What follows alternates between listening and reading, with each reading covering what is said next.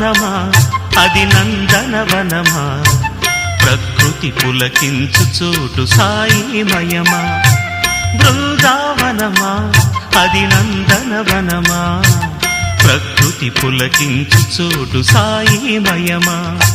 పెంచినాడు బగీచాను స్వహస్తాల సాయి పెంచినాడు బగీచాను స్వహస్తాల సాయి సాయినాథుడే తోటమాలి సాయి దేవుడే వనమాలి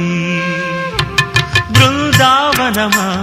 అది నందనవనమా ప్రకృతి పులకించు చోటు సాయిమయమా ప్రకృతి పులకించు చోటు సాయిమయమా